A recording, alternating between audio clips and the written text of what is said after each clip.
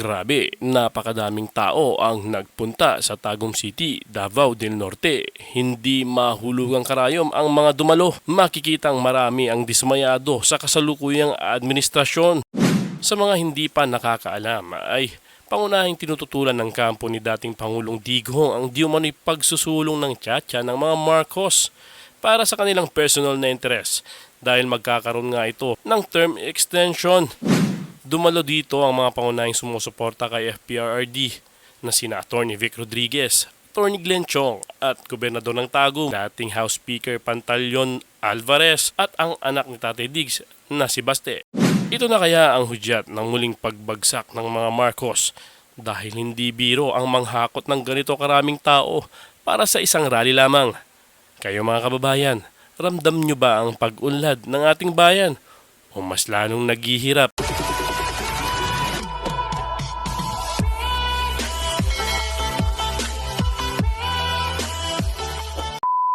Attorney Vic Rodriguez kahit isang kusing walang sweldo. Alam mo, hindi ko alam. O, 'di ba? Nawala ni pareho pala si Attorney Vic at saka si Attorney Glenn Chong na walang sweldo kahit kusing. Kahit isang kusing mula kay Kuting. The fact na they spend their money, of course, money, yung gasoline papunta sa opisina ni Kuting, yung time nila na nawala, tapos ganito lang ka-trader si Kuting. Di ba si Atty. Glenn Chong ay una rin nagsabi na kaya niya sinuportahan si Kuting sa electoral protest dahil nilapitan siya ni Lisa Tanas. Di ba? Ni Marcos na nanghingi ng tulong at dahil naniniwala sila dun sa tao, tinulungan nila ng walang kapalit. So na-shock ako kay Atty. Vic Rodriguez kasi 'di ba ano siya, spokesperson siya. All we know na meron siyang kinikitang pera dahil Marcos yan eh. Maraming nakaw na yaman. 'Di ba? So, nakakaloka at nakakabilib din si Atty. Vic Rodriguez talaga na ni Cinco. Sabi niya nga doon sa kanyang interview with the third floor. Paano niyo si third floor? Palakasin natin ang mga ating mga kakampi. Tapos yung mga pangit, durugin natin. Yung mga vangag, durugin natin ang bonggang-bongga. Lahat na nagmamahal sa akin, mahalin nyo yung lahat ng nakikipaglaban para sa tama. Okay? Yun ang goal natin. Kasi kailangan natin magsanib puwersa laban sa mga bangag. Alright? So, wag kayong magsayang ng panahon sa mga bangag na katulad ni Kuting. O, balik tayo kay Atty. Vic.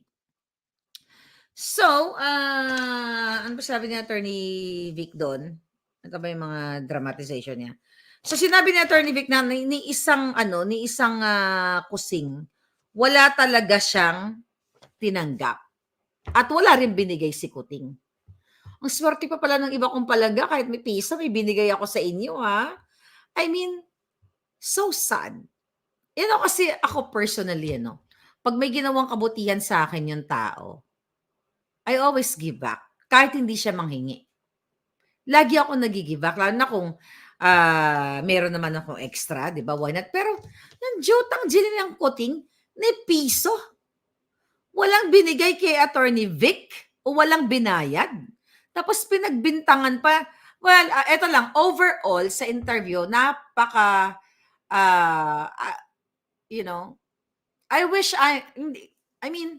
sabi ko nga habang pinapanood ko si Atty. Vic, very presidential pag sumagot. He's very presidential. Kasi kahit na yung mga sundot nitong ni Pam at saka ni Marlon, na pakialamera ba si Lisa, nasasagot niya ng tama na parang, ang sagot yata ni Atty. Vic doon na, syempre, in what sense na pagiging pakialamera? Hindi pa rin siya nagbitaw ng pangit dito sa kay Lisa Tanas na ito. Pero you have to know, sabi nga nila, to read between the line, yung expression ni Atty. Vic. Siguro, I'm sorry, Atty. Vic, kung ito yung understanding ko sa iyong mga sagot, pero you're very presidential. At walang masamang tinapay sa kanya. Very diplomatic.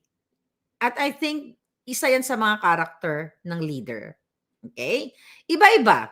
Kasi ako leader, pero gugurgurin ko lahat. Sabi ko nga sa inyo, first executive order ko, bangin, lalaglag ko silang lahat. But anyway, hindi naman ako si Attorney Vic. So, I'm Maharlika. So, pero nakakaloka lang kasi walang binigay na sweldo itong si Kuting, hindi rin hiningi si Attorney Vic. Tapos pinagbintangan pa gamit si Taning at si Lisa kasi ang may gawa nun eh. Kaya sinira, I believe, naniniwala ako kay Attorney Vic na naging mabuti sa kanya si Kuting. The problem with Kuting, walang backbone. 'Di ba? Kahit hindi pa sabihin ni si Attorney Vic ay mabuting kaibigan. Yan dapat ang kinakaibigan ninyo eh. Okay. Kasi last minute, talagang pinipigalan ng dalawa. Talaga tong dalawang to. That's why I love you guys. Kanina nung pinapanood ko, I really love you. Sabi ko, naku, gusto ko mga drama nito dalawang ito. Yung talagang pipigaan si Attorney. Kasi di talaga nila napigay. Very professional ang sagutan. But ganun pa man, yung mga tanong na katulad ng, tamad ba si BBM? Yun yung tanong ni Marlon eh. Ang sagot yata ni, ano ba sinagot ni doon? Ni Attorney Vic. Parang sinasabi niya, nag-smile muna siya, then sabi niya, he did his part. Tapos ito namang si Pam, mukhang magmamana yata ito. Ngangabels nito sa akin. Sabi ni Pam, isang araw, sabi niya, parang isang araw, lumabas na lang siya na nakapostura at presidente na. May hugot itong palangga ko.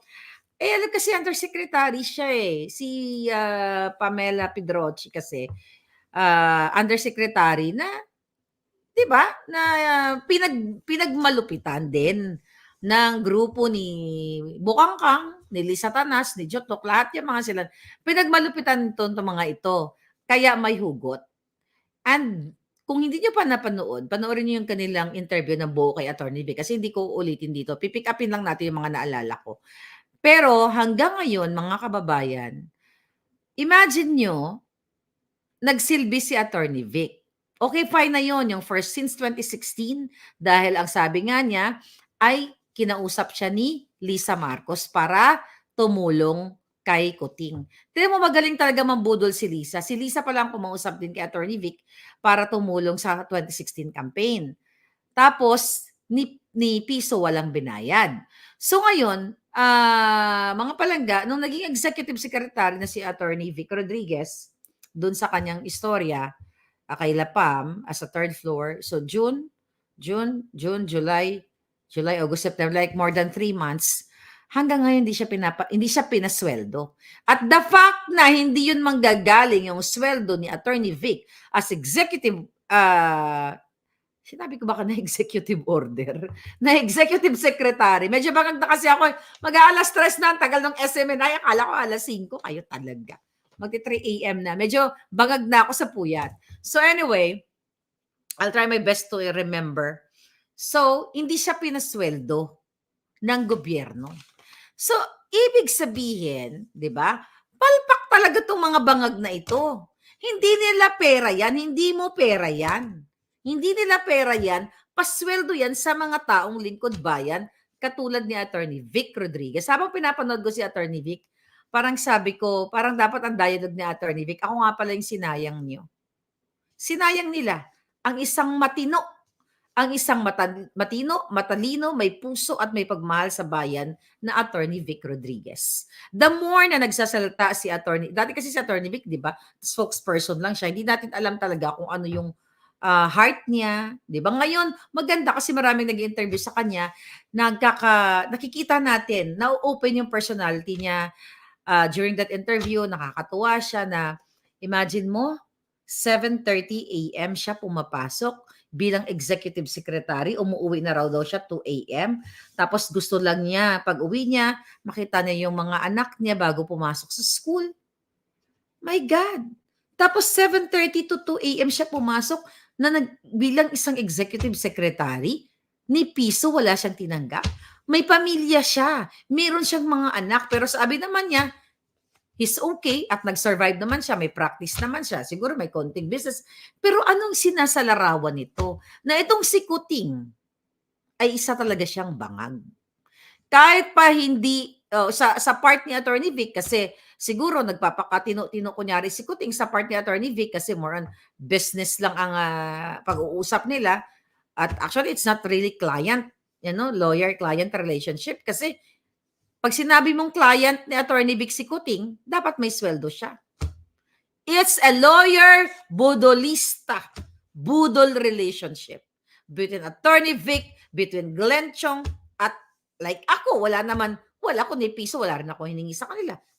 Ako rin ang nagbigay. Pero nga, alam mo kanina, mga hitad, may kachika boom ako. Well, ang Junakis ko. Kwentuhan lang kami tungkol sa mga pangloloko, pang-scam, ganyan-ganyan, mga budol-budol. Sabi ko sa kanya, you know what? Sabi ko, Junakis, actually, wala pang nakabudol sa akin eh. Nakalimutan ko. Sabi nila Junakis, so, Ma, may nakabudol sa'yo. Si Kuting. Sabi ganun. Ay, Jotang Gina, si Kuting lang. Pero pagdating sa mga boylet, walang nakabudol sa akin.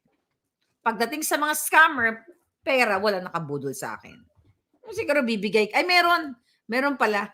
Meron pala dati. Ay, you know what eh. Wala natin pangalanan. Masyadong bitter yan eh. Wag na. Kalooy man. Yung 30K. Okay. Alright. Ngayon, mga palangga.